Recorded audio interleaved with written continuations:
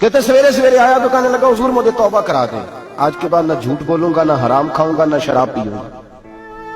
تو کہتے ہیں جتنے لوگ بیٹھے تھے کان کھڑے ہو گئے، کہا تجھے کیا ہوا؟ کہنے لگا 11-12 سال کا نوجوان آیا مجھے توبہ کرا گیا، چڑھتی جوانی، 11-12 سال 14-15 سال کا بچہ مجھے توبہ کرا گیا۔ تو کہتے ہیں ہم محب حیرت ہوئے کہ اتنا سا بچہ؟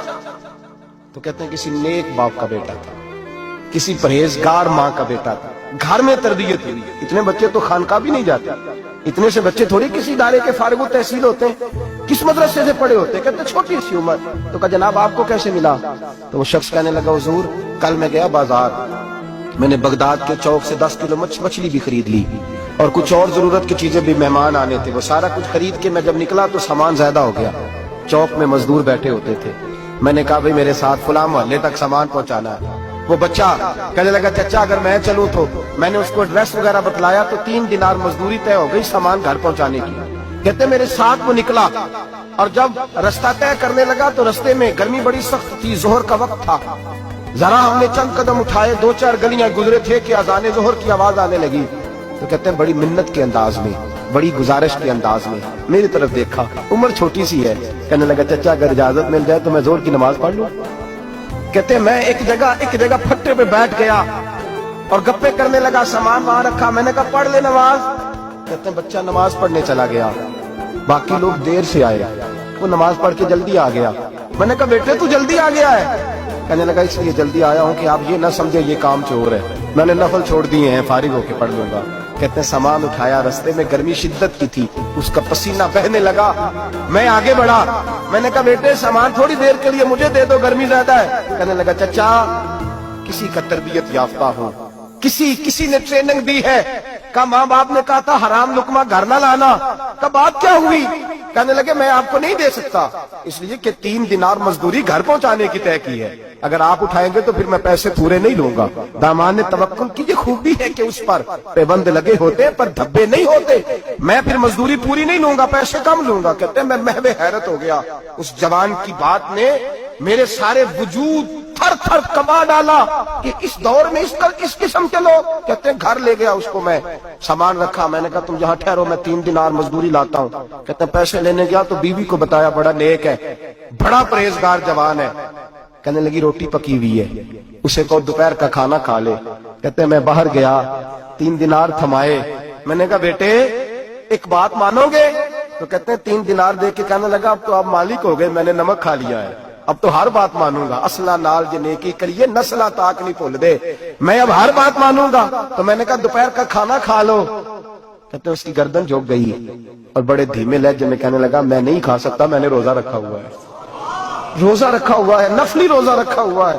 کہتے میں اور پریشان ہوا، میں نے فوری طور پہ سوال کیا کہ اب تو کدھر جائے گا؟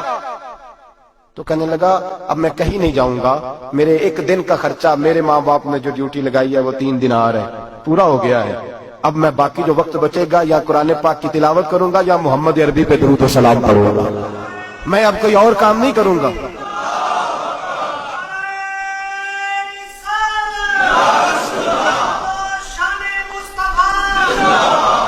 شخص کہنے لگا کہ میں نے کہا افطاری کر لینا، کہنے لگا مجھے مسجد بتا دو، میں جا کے اللہ اللہ کرتا ہوں، مجھے شام کو لے آنا۔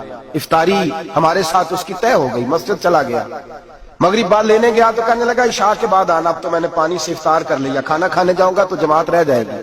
کہتے ہیں عشاء کے بعد میں لایا، اس کو کھانا کھلایا، رات گہری ہو گئی تو میں نے کہا تو سو نہیں جاتا؟ کہنے لگا کوئی حرج نہیں، کبھی دور مزدوری کرنے نکل جاؤں تو رہ بھی جاتا ہوں، گھر والوں کو پتا ہے۔ کہتے میں نے مسافر خانہ کھولا، یوں سمجھیے ڈرائنگ روم، بیٹھک میں نے کھولی، اس کو سلا دیا، میں اور میری بیوی اپنی معذور بیٹی کو روٹی دینے گئے اور ہم نے جا کے اس کو کھانا کھلایا جو ٹانگوں سے معذور تھی، اور ساتھ کہا کہ بیٹی آج بڑا پرہیزگار جوان ہمارا مہمان ہے، آج چڑھتی جوانی اور تقوی کی روشنی اس کے چہرے سے چمکتی ہے، کیا بات ہے، بڑے ہی اچھے گھرانے کا تربیت یافتہ ہے۔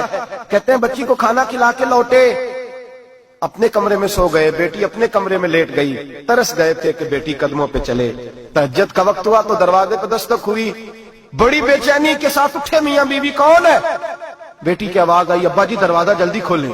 کہتے ہیں کلیجے پھٹنے لگے، ذہن بکھرنے لگے، سوچے ہیں کہ وہ 2-1 منٹ ہمارے اوپر پہاڑ بننے لگے، دروازہ کھولا تو وہ بیٹی جس کے لیے ترس گئے تھے کبھی چلے گی، وہ اپنی ٹانگوں پہ کھڑی ہے، کبھی دوڑ کے ادھر جاتی، کبھی دوڑ کے ادھر آتی، बेटियां परेशानी का फोन कर दे तो फिर भी आंसू निकल आते हैं, और बेटी घर में खुशी आ जाए तो फिर भी माँ बाप रो के ही शुक्र अदा करते हैं। इनके लिए रोते ही रहते हैं। कहते मैं तड़प गया, बीवी भी रोने लगी, बेटे ये क्या हुआ? हम तो मायूस होने लगे थे माज़अल्लाह कि अब तो ठीक नहीं होगी, क्या हुआ? कहने लगे अब्बा जी अम्मा जी आपने बताया ना नेक जवान आया है, नेक आया है, तो मैं आप चले गए तो मेरे दिल में ख्याल आया, ऐ अल्लाह अगर वो वाकई नेक है तो उसके सदके मुझे शिफाई अता फरमा दे। या अय्युहल्लज़ीना आमनू इत्तक़ुल्लाह वब्तगू इलैहिल वसीला, ऐ अल्लाह सेहत ही दे दे। कहते अभी मेरी दुआ भी पूरी नहीं हुई कि मेरा वजूद हरकत करने लगा, और ये देखो मैं उठ के खड़ा हो गई हूँ। कहते हम लोगों ने ये देखा तो भागे उसके कमरे की जानिब, जब दरवाजे पे हाथ रखा तो दरवाजा खुल गया, आगे गए तो पलंग खाली था, एक रुक्का छोड़ गया है। कहने लगा मुझे पता है मेरी हकीकत खुल गई है, मैंने ये करामत कोई कंपनी की मशहूरी के लिए नहीं दिखाई कि लोग मेरे पीछे भागने लगे, मुरीद होने लगे, तवाफ करने लगे, मैं तो अल्लाह का बंदा हूँ। अगर तुम्हें मुझसे जरा भी प्यार हो गया है तो फिर मेरे पीछे ना भागना, अल्लाह की बारगाह में झुक जाना, फिर गुनाहों से तौबा कर लेना।